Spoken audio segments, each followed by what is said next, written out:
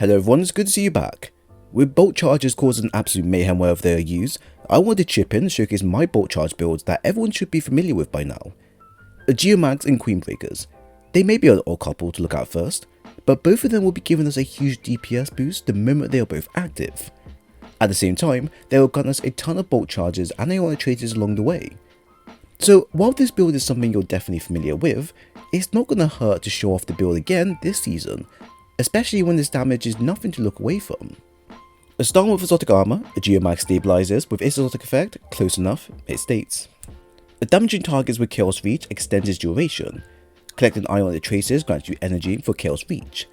Sprinting while near max bolt charge will grant stacks over time. A geomag has seen some ups and downs with Bungie trying to balance them out for their own respectable image. While this went poorly at one point, they did manage to make it more viable once more by making it work really closely with our subclasses. Using this with the new bolt charges make using Chaos Reach incredible now, as that continuous damage buff via geomags and now the additional lightning tag allows us to nuke most bosses over time. If that's not the case, it would do a huge amount of damage against bosses, which is where it will excel the most in.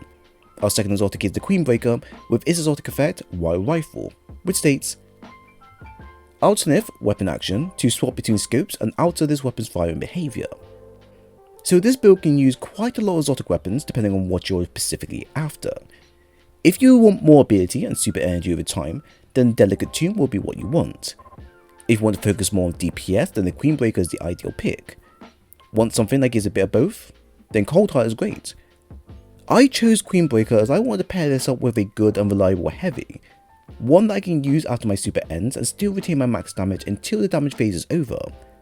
A Thunderlord is also great, but since this season has particle reconstruction available, we can double our damage until the season is over, then we can decide what to go with next. For aspects of fragments, we have the following. Electric Stat of Mind, where defeating a target with arc abilities or jolted attacks creates an ionic trace. Collecting traces make you amplified. Ionic Sentry, where defeating targets with kinetic, arc weapons or arc abilities will charge up an arc turret that will periodically attack nearby targets. Sparkle Shock, where your arc grenade jolts targets. Sparkle Discharge, where arc weapon final blows have a chance to create ionic traces. Spark of Ions, where defeating a jolted target creates ionic trace. And Sparkle Frequency, where melee hits increase your weapon stability and reload speed for a few seconds. While amplified, the effects are increased and you gain increased bolt charges from all sources. Now the build focus is to increase how often we use our Chaos Reach, while also expanding the current damage phases we are in. This is all achieved with the two exotic and seasonal mods we have in hand, but the rest of the kit needs to then extend its usage when out of damage phase. Now the best approach for this was to expand on getting ionic traces created as often as possible. These traces will not only grant us ability energy back, which is key for us to use and spam our abilities, but it will also grants super energy towards us as well, thanks to Geomag's effects. It's only 7% we get back for a super, but as we can create them as often as we like, 7% does go a long way.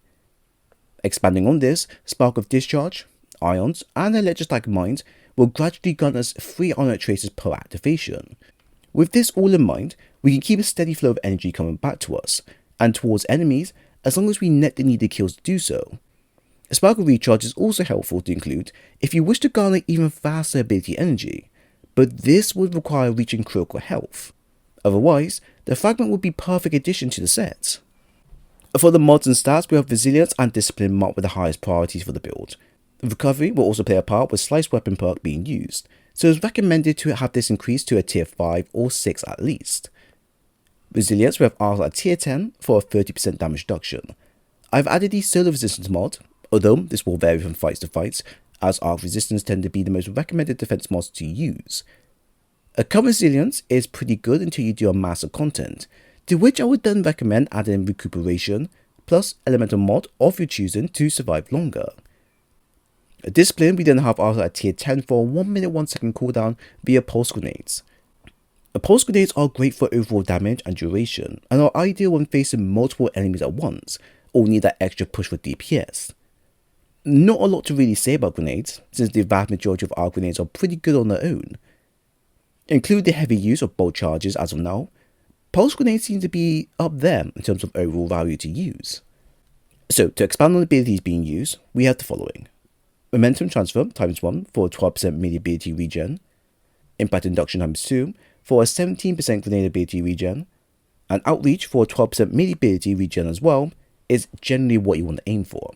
For the additional mods, we then have the following: heavy ammo finder times 2, reserves and scavenger mods for a heavy weapon, harmonic siphon for creating orbs of power via matching elemental weapons, charged up for a +1 armor charge, arc surge times 2 for a 17% arc weapon buff, a powerful attraction for automatically collecting orbs of power when using your class ability, and time dilation, which will reduce the decay rate of charged gear.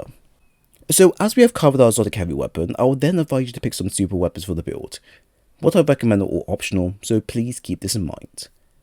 Our primary is the Unworthy Scout Rifle with Rolling Storm and Rapid Hit.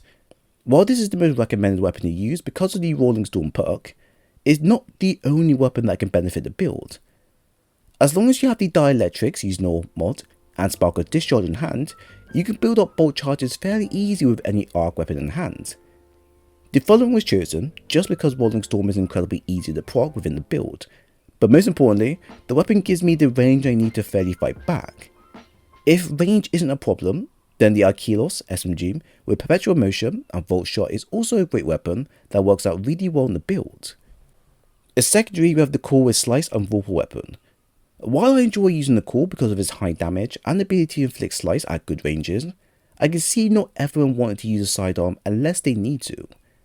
For this, the Scatter Signal Fusion Rifle with Slice and Attrition Orbs is also a good alternative to use if you want something a bit more faster, but still retains a Slice on it. This will also activate Particle Deconstruction if you have it unlocked, so this does work out really well for a DPS focused build, such as this. Geomags have come a long way from being amazing to okay, to amazing once more, and with thanks to as many changes and bolt charges now included in the build, Warlocks using the following alone can pull off some crazy amount of damage in a short time frame. Now I am aware that my build would be more complete if I added Delicate Tomb to the build, since that would give me more ionic traces and also build up my super faster.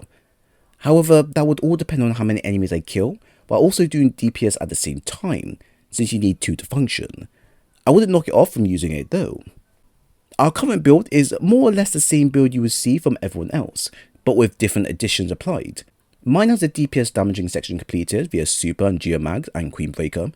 For the all-rounder purposes though, the build heavily uses and relies on ionic traces and use of our arc chosen weapon to deal regular damage, while also proccing bolt charges one after another when opportunity allows it to.